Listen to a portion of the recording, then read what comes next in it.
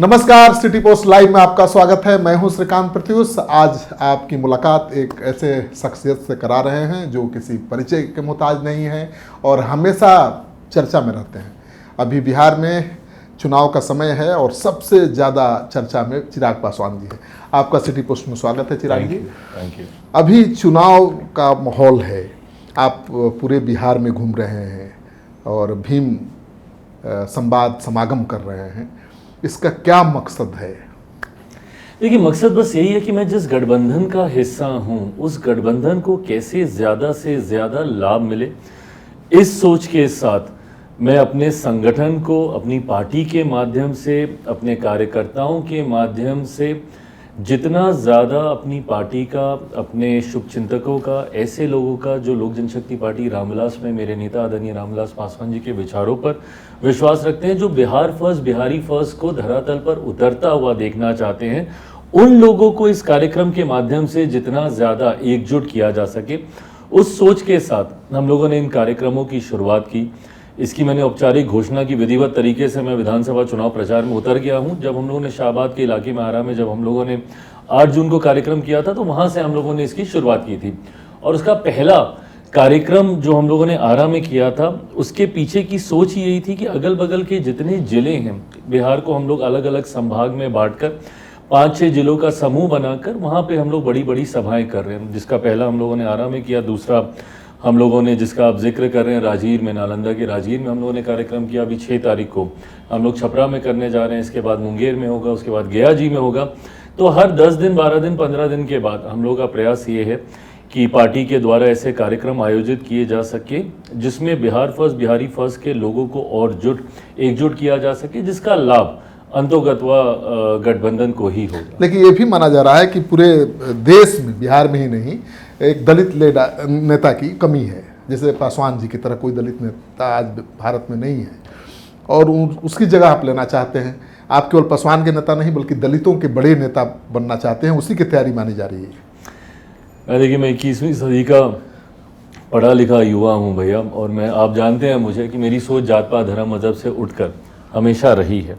मैं ऐसे में सिर्फ अपने आप को किसी जाति विशेष, वर्ग विशेष तक मैं नहीं सीमित करके रखना चाहता।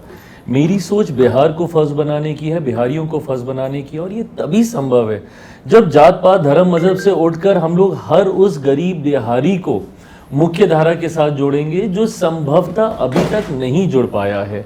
तो ऐसे में मैं एक बड़े लक्ष्य की ओर अग्रसर हो रहा हूँ। मैं अपने आप को किसी समाज का, किसी जाति का नेता, और नेता सोचने से नहीं बनता है। जब लोग आपको स्वीकारते हैं तभी आप नेता बनते हैं, तभी आप उनका नेतृत्व कर सकते हैं।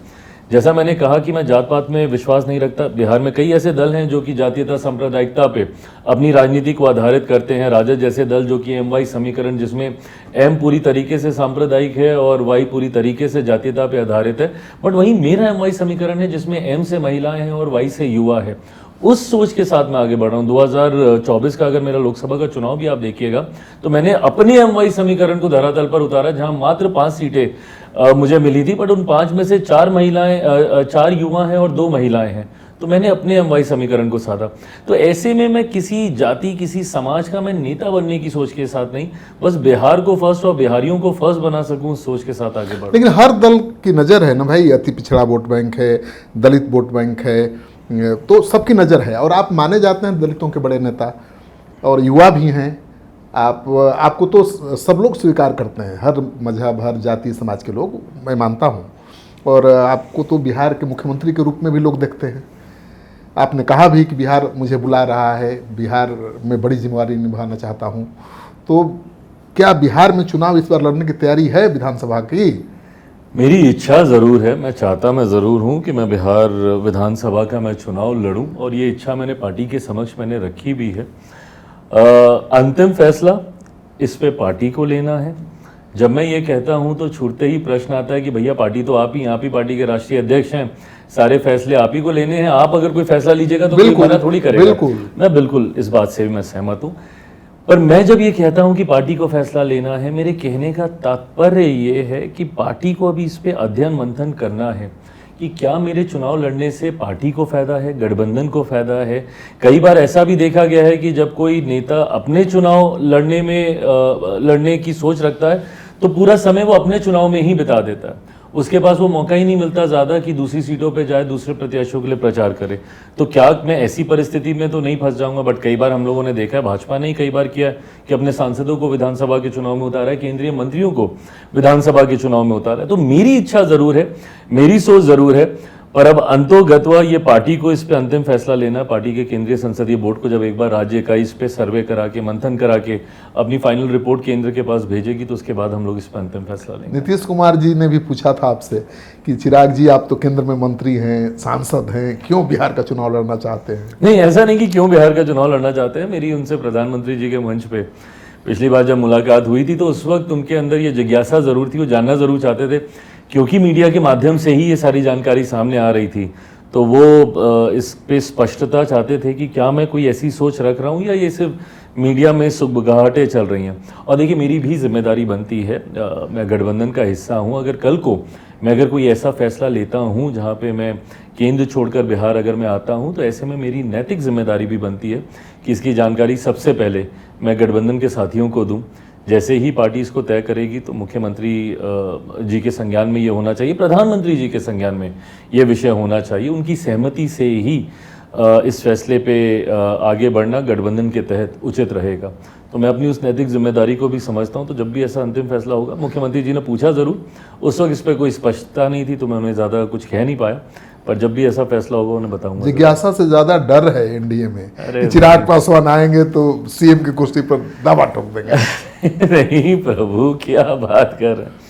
बिहार में सीएम की कोई वैकेंसी है नहीं आज की तारीख में। मुख्यमंत्री नीतीश कुमार जी के नेतृत्व में हम सब लोग चुनाव लड़ेंगे। ये एनडीए घटक दल कई बार कई मंचों पर इस बात को कह चुके हैं। और इससे पहले कि आप ये पूछे कि सिर्फ नेतृत्व में लड़ेंगे और बनेंगे कि नहीं बनेंगे, मैं ये भी कह दूं कि चुनाव परिणामों के बाद, और हम लोग मान रहे हैं कि इस बार हम लोग एक ऐतिहासिक जीत की ओर अग्रसर हो रहे हैं। 225 से ज़्यादा सीटें जीतने का लक्ष्य हम लोग का है, और मैं मानता हूं कि मुख्यमंत्री जी के नेतृत्व में वो संभव भी होगा, और एक बार फिर मुख्यमंत्री पद की शपथ मौजूदा मुख्यमंत्री नीतीश कुमार जी लेंगे।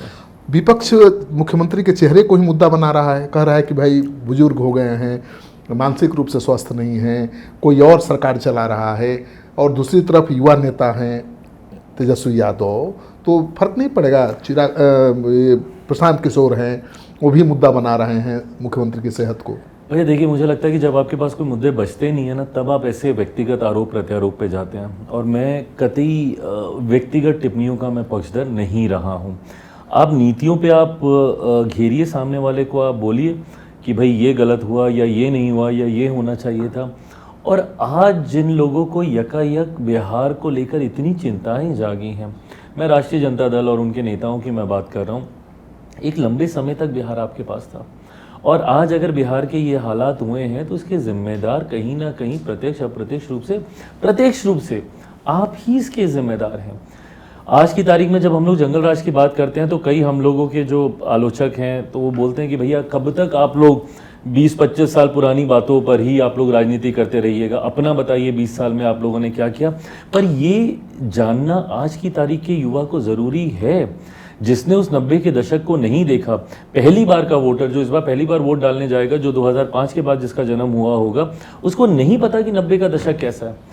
आप हम लोग आखिरी ऐसी पीढ़ी होंगे जिसने उस दौर को संभवतः देखा होगा, और जो कंपैरिजन कर सकता है। आज का युवा तो हाथ में मोबाइल लेके सोशल मीडिया देख के सीधा कंपेयर करता है कि भाई दिल्ली जैसा क्यों नहीं हुआ, तो मुंबई जैसा क्यों नहीं हुआ, तो अमेरिका जैसा क्यों नहीं हुआ, तो लंदन जैसा क्यों नहीं हुआ। बट आप सोचिए हम लोग किस खाई से निकाल कर लेकर आए, और ये कार्य मुख्यमंत्री नीतीश कुमार जी के द्वारा ही संभव हुआ है। तो हम लोगों को ये समझना होगा कि वो अनुभव मुख्यमंत्री जी के पास है। और जो लोग आज बात करते हैं कि भैया 20 साल और 20 महीने में हम करके दिखा देंगे, तो 20 साल और 20 महीने की जब आप तुलना करते हैं तो आपके पास तो 15 साल थे। क्या किया आपने? आपने तो ज़मीन लिखवाने का काम किया। एक से एक बड़े घोटाले आपके नाम पर हैं। लोगों से आपने ज़मीन ली नौकरी देने के बदले, और डर तो मुझे अब सताता है कि एक बार फिर ये नौकरी देने की बात कर रहे हैं और कलम हाथ में पकड़ाने की बात कर रहे हैं। तो उस कलम से अब और कितनी ज़मीन आप लोगों की लिखवाइएगा, ये हिसाब भी तो राष्ट्रीय जनता दल के नेता देना जब ये लोग बात करते हैं। वहीं दूसरी तरफ हम लोग की डबल इंजन की सरकार देखिए। भाई बिहार की मैं ये मानता हूँ भैया कि विडम्बना ये भी रही है कि लंबे समय तक विरोधाभास की सरकारें रही। जब आप मुख्यमंत्री जी के कार्यकाल को भी देखते हैं, बोलते हैं कि 2 दशक हो गए क्या क्या किया। पर इन 2 दशक में देखिए कितने समय तक विरोधाभास की सरकारें थी। जब तक बिहार में एनडीए की सरकार थी तो केंद्र में यूपीए की सरकार होती थी। जैसे ही 2014 में केंद्र में एनडीए की सरकार आई तो बिहार में महागठबंधन की सरकार आ गई। ये एक छोटा समय जो हम लोग को मिला डबल इंजन की सरकार का, आप देख लीजिए पिछले 1 साल से 7 बार मेरे प्रधानमंत्री बिहार आ चुके हैं और लाखों करोड़ों की योजना बिहार को दे चुके हैं। वो एक समय था जब देश में मात्र 2 एम्स होते थे, आज बिहार में हमारे 2 एम्स आने वाले हैं। तो कार्य हो रहा है और मजबूती से हो रहा है। इन कार्यों पर आप हमको घेरिए, हमसे सवाल पूछिए, आंकड़ों के साथ जवाब देंगे। पर मुख्यमंत्री जी के स्वास्थ्य को व्यक्तिगत टिप्पणी करना, ये करना कहीं ना कहीं दर्शाता है कि आपके पास मुद्दा ही नहीं बचा। नीतीश कुमार के 20 साल के कामकाज से आप संतुष्ट हैं या और कुछ अच्छा हो सकता था? आप तो कहते हैं कि बिहार को विकसित राज्य बनाना है, बहुत आगे ले जाना है, बिल्कुल बनाना है। बिहार फर्स्ट। नहीं, और बिल्कुल मैं मानता हूँ भैया कि अच्छा हो सकता था बनिस्बत की परिस्थिति ऐसी रहती। आज जब मेरे प्रधानमंत्री डबल इंजन की सरकार बार बार जिक्र करते हैं, उसका उदाहरण उत्तर प्रदेश में हम लोगों ने देखा है। जब केंद्र और राज्य में एक सोच की सरकार लंबे समय तक रहती है तो तमाम चीजें बहुत सहजता से धरातल पर उतरती हैं। नहीं तो विरोधाभास की सरकारों में केंद्र सरकार की योजनाएं राज्य सरकार धरातल पर नहीं उतारती, राज्य सरकार की परियोजनाओं को केंद्र सरकार स्वीकृति नहीं देती। और यही विडंबना बिहार के साथ रही। जैसा मैंने कहा कि केंद्र में यूपीए की थी तो बिहार में एनडीए की थी, केंद्र में एनडीए की आई तो बिहार में महागठबंधन की आ गई।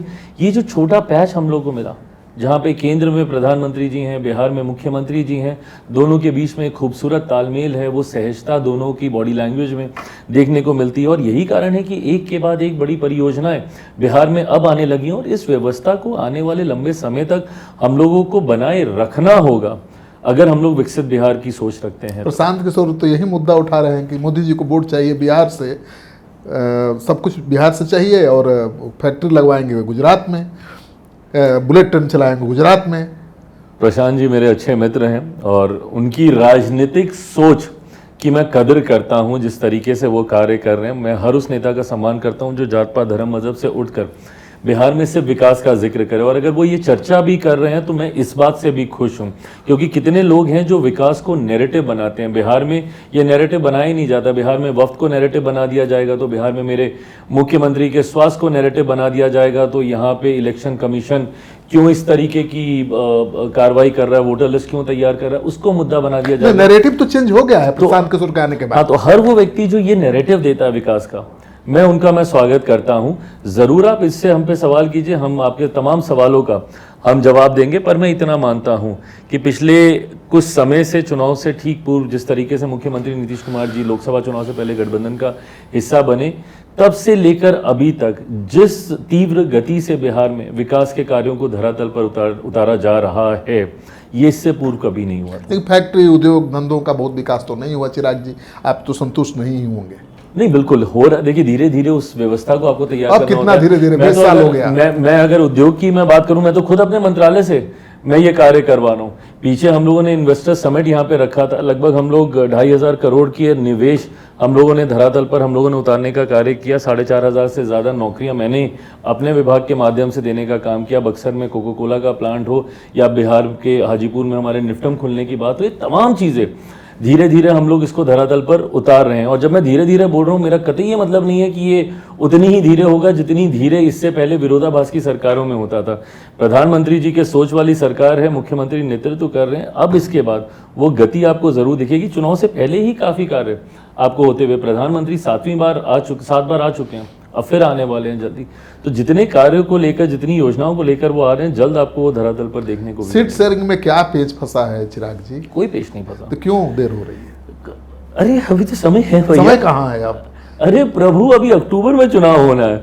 अभी तो हम लोग जुलाई में बैठे हैं, अक्टूबर में चुनाव होना है। और देखिए एनडीए की परंपरा रही है, मैं 6 बार सीटों को लेकर भारतीय जनता पार्टी के साथ मैं संवाद कर चुका हूँ। 14 का संवाद किया, 15 का किया, 19 का किया, 20 का किया, जो कि हो नहीं पाया था, फिर 24 का किया और अब 6वीं बार, अब ये 25 वाला मैं करने जा रहा हूँ। तो मैं हमेशा हम लोगों ने देखा है कि चुनाव के समीप आते आते तक ही फाइनल मोहर सीटों के चयन, सीटों के बंटवारे को लेकर रखती है, क्योंकि हम लोग इतना सघन इसके ऊपर डिस्कशन करते हैं, तभी वो परिणामों में भी दिखता है। इस बार जिस तरीके से लोकसभा के परिणाम आए, या जिस तरीके से पिछली बार भी लोकसभा के 14 से लेकर अभी तक 3 चुनाव हो चुके हैं, तीनों में जिस तरीके से बिहार का प्रदर्शन रहा है, एनडीए का प्रदर्शन बिहार में रहा है, तो वो बहुत बेहतरीन हर बार रहा है।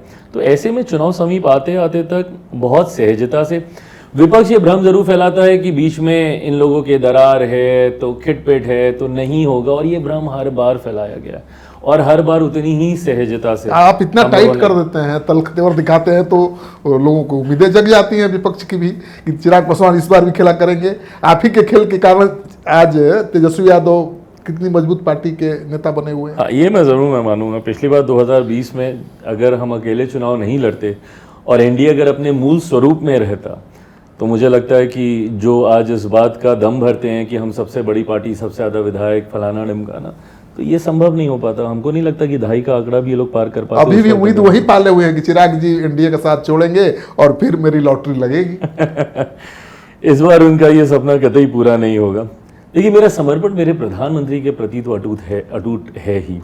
2020 में भी भले मैंने अकेले चुनाव पिछले बार भी अटूट थी, पर चुनाव लड़े। बिल्कुल, पर उस वक्त मैंने प्रधानमंत्री के सामने तो मैंने कोई प्रत्याशी नहीं उतारे, उनकी पार्टी के सामने कोई प्रत्याशी नहीं उतारे। हाँ, इतना जरूर है कि जिनके सामने उतारे अंतोगत्वा नुकसान एनडीए गठबंधन का ही उसमें हुआ।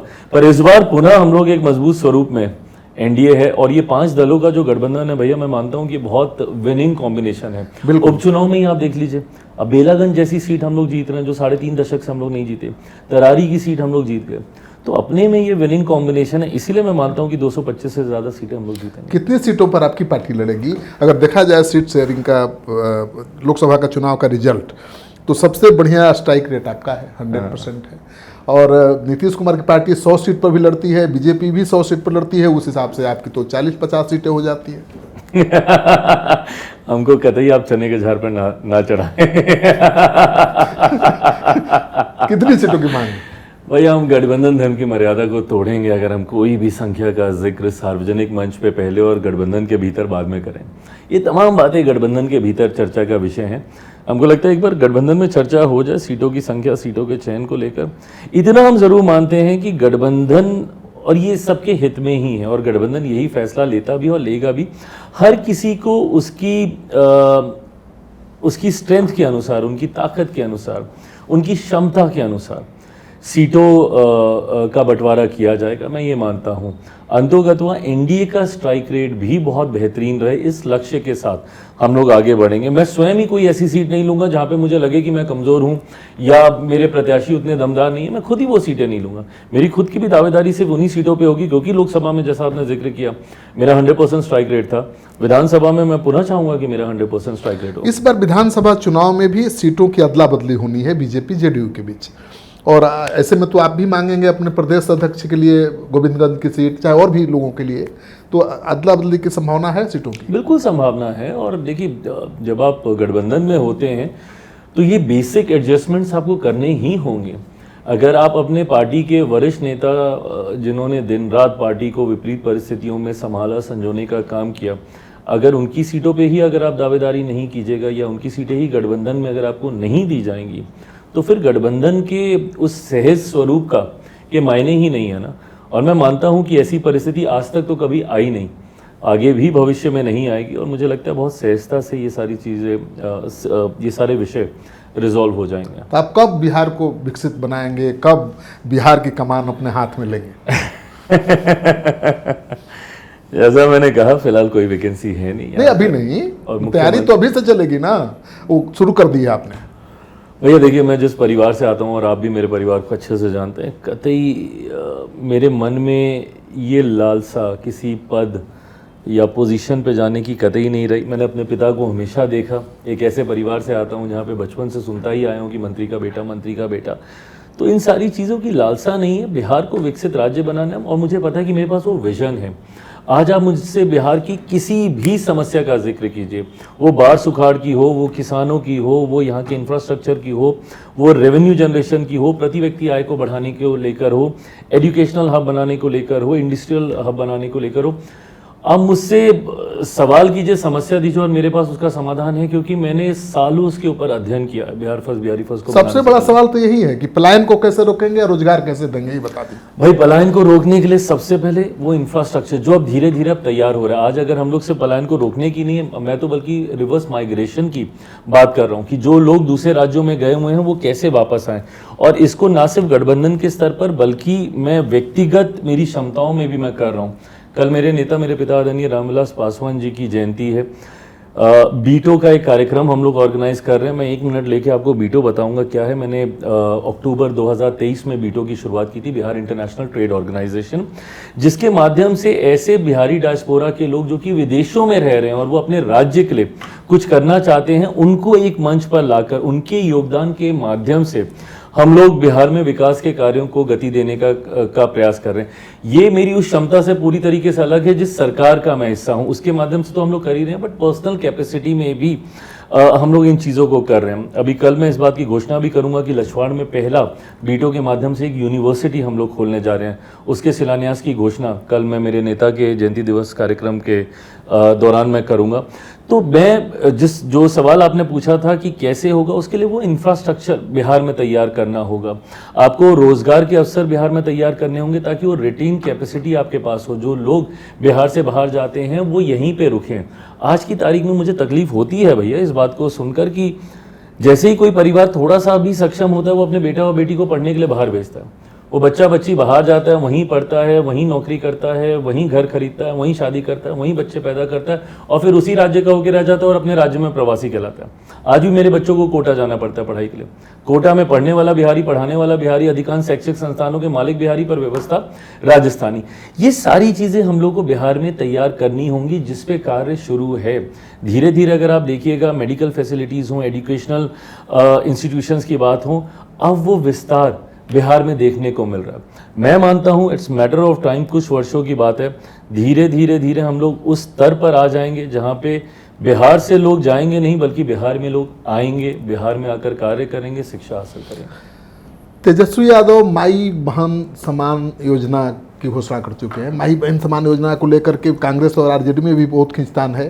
कांग्रेस उसे अपनी योजना बता रही है, तेजस्वी यादव अपनी योजना बता रहे हैं, लेकिन इसका बहुत इम्पैक्ट है आम लोगों पर, महिलाओं में खास तौर पर। इसकी काट कैसे करेंगे? इसकी काट करने की जरूरत ही नहीं है। लोगों को पता है कि ये योजना की मूल सोच क्या है, कहाँ से आई ये योजना। ये एनडीए की ये सोच रही है, भारतीय जनता पार्टी की ये सोच रही है। पहली बार मध्य प्रदेश में लाडली योजना के नाम से इस योजना की शुरुआत की गई और धीरे धीरे एनडीए ने कई अपने राज्यों में इसका विस्तार करने का कार्य किया, महाराष्ट्र में इसका विस्तार करने का कार्य किया। अगर इनके पास इतनी ही ये सोच थी, मैं पुनः दोहराता हूँ, आपके पास समय था ना भैया, 15 साल थे आपके पास, क्यों नहीं कर लिया आपने उन 15 सालों? वो तो लालू जी राबड़ी जी का जमाना था, सामाजिक न्याय का जमाना था। अब बदल गई हैं परिस्थितियां चिराग जी, परिस्थितियां बदल अब जाती लालू जी से तुलना आप परिस्थितियां बदल जाती हैं, पर सोच नहीं बदलती ना। आज भी तो आप उसी आधार पर, मुझे खुशी तब होती जब आप उस फ्रेम से बाहर निकल कर आप कार्य करते। आज भी तो आप वही जात पात धर्म मजहब की राजनीति कर रहे हैं। आप मुझे बताइए ना, कौन सी 21वीं सदी के युवा वाली सोच तेजस्वी जी में देखने को मिली? आज भी आप उसी कंजर्वेटिव स्टाइल ऑफ पॉलिटिक्स को आप अपना रहे हैं जो आपकी पिछली पीढ़ी ने अपनाने का काम किया था। आप उसी सोच पे आप चल रहे हैं। मैं कैसे मान लूं कि आप अलग हैं? मैं कैसे मानूं कि आप आउट ऑफ द बॉक्स कुछ मेरे बिहार के लिए लेकर आएंगे? अभी भी आप कॉपी पेस्ट ही कर रहे हैं। जिस योजना का आप जिक्र कर रहे हैं, माई बहन योजना, ये भी तो आपने कॉपी की ना। आपने अपना out of the box idea क्या लेकर आए? तो जब आपकी सोच ही सीमित है, जब आप ऑलरेडी एक सैचुरेशन पे चल रहे हैं, आपके पास वो विजन ही नहीं है बिहार को आगे लेके जाने का, तो क्यों बिहारी आपके ऊपर विश्वास करेगा? नीतीश कुमार जी के बाद तो चिराग पासवान ही होंगे, अगले नीतीश कुमार बीजेपी के। अरे नहीं प्रभु, कैसी बातें आप कर रहे हैं। जैसा मैंने कहा कि हम लोग गठबंधन का हिस्सा हैं, अंतोगत्वा मेरे लिए गठबंधन में मैं जिस भूमिका में हूँ, बिहार फर्स्ट, बिहारी फर्स्ट की सोच को नहीं, आपको सब लोग पसंद करते हैं ना, जाति से ऊपर उठकर, चाहे वो भूमियार हो, ब्राह्मण हो, ठाकुर हो, दलित हो, महादलित हो, हर समाज के युवा आपको पसंद करते हैं। इसलिए संभावनाएं आप में देखी जा रही हैं। तो ये कब आपको भी तो महत्वाकांक्षा होनी चाहिए ना भाई। संभावनाएं तो हैं, महत्वाकांक्षा नहीं होता कैसे बात बनेगी? मुझे लगता है कई ऐसे सवाल हैं जिनको, जो भविष्य के गर्भ में ही उनके जवाब हैं। ना उसकी रूपरेखा आज तैयार की जा सकती है, ना आज के आधार पर भविष्य को तैयार किया जा सकता है। मैं अपनी मेहनत, अपना प्रयास, अपनी सोच के प्रति ईमानदारी से कर रहा हूँ। मेरे नेता, मेरे पिता की ये सोच रही है जिसको मैं आगे लेकर जा रहा हूँ। उन्होंने विकसित बिहार की कल्पना की थी, कम ज़्यादा जितना उनसे बन पड़ा उन्होंने हर संभव प्रयास, और आप जानते हैं उन्होंने एक ईमानदार प्रयास किया। मैं बस उनके सपने को पूरा करने के लक्ष्य के साथ आगे बढ़ रहा हूँ। रास्ते में जो जिम्मेदारियां मिलेंगी वो मेरे सर आंखों पर। पासवान जी के बारे में तो कहा जाता था कि जो विभाग उनको मिल गया, सबसे खराब विभाग भी वही प्राइम विभाग हो जाता था, जिस विभाग का मंत्री रहते थे। तो वही गुण तो आप में भी होगा। इसीलिए मैं अपने विभाग के माध्यम से बिहार को हर वो चीज़ देने का प्रयास कर रहा हूँ। मैं केंद्रीय नेता हूँ, मेरी जिम्मेदारी पूरे देश भर की है, पर बिहारी हूँ इसीलिए थोड़ी सी लालसा बिहार को लेकर रहती है। तभी हमारे विभाग की जो सबसे बड़ी योजना थी निफ्टेम की, ये एक ऐसा इंस्टीट्यूट जिसके माध्यम से खाद्य प्रसंस्करण के हर क्षेत्र को, हर सेक्टर को बढ़ावा देने की व्यवस्था इसके माध्यम से तैयार की जाती है। अभी तक मात्र देश में 2 निफ्टम थे, एक तांजावुर तमिलनाडु में, दूसरा कुंडली हरियाणा में, और लंबे समय से मेरे विभाग की ये मांग रही थी कि एक और निफ्टम देश को मिलना चाहिए। मुझे खुशी है इस बात की कि इस बार के बजट में आदरणीय प्रधानमंत्री जी के द्वारा वित्त मंत्री जी ने जो घोषणा की कि एक और निफ्टम मिलेगा और वो बिहार को मिलने जा रहा है। तो मुझे खुशी है इस बात की कि बिहार को एक अपना निफ्टम आने वाले दिनों में मिलेगा। मखाना बोर्ड का हम लोगों ने जिक्र किया, तो ये व्यवस्था अपने विभाग के माध्यम से मैं करने का प्रयास कर रहा हूँ। आपके विरोधियों का एक सवाल है जो सुनना चाहेंगे कि चिराग पासवान कहते हैं बिहार फर्स्ट, बिहारी फर्स्ट, लेकिन परिवार फर्स्ट।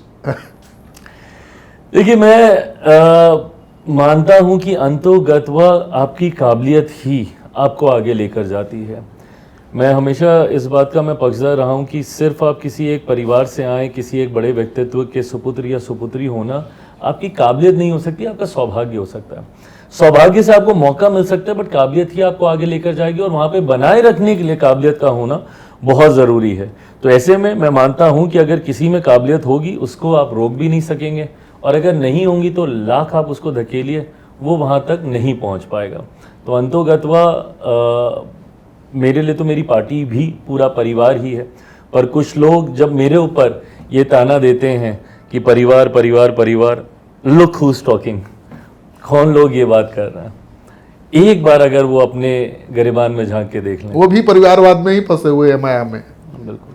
चलिए, तो आप सुन रहे थे चिराग पासवान को। तमाम सवालों का बड़े बेबाकी के साथ जवाब दिया। और चिराग पासवान बिहार के ऐसे युवा नेता हैं जिनको हर समाज के हर तबके के लोग पसंद करते हैं, और इसीलिए जब ये तल्ख तेवर दिखाते हैं तो उम्मीद जगती है कि भाई चिराग पासवान मुख्यमंत्री कुर्सी पर दावा करेंगे। लेकिन ये कह रहे हैं कि अभी उनका कोई दावा नहीं है, लेकिन मानकर चलिए उसी दिशा में आगे बढ़ रहे हैं। आने वाले समय में चिराग पासवान मुख्यमंत्री पद के सबसे बड़े दावेदार भी हो सकते हैं।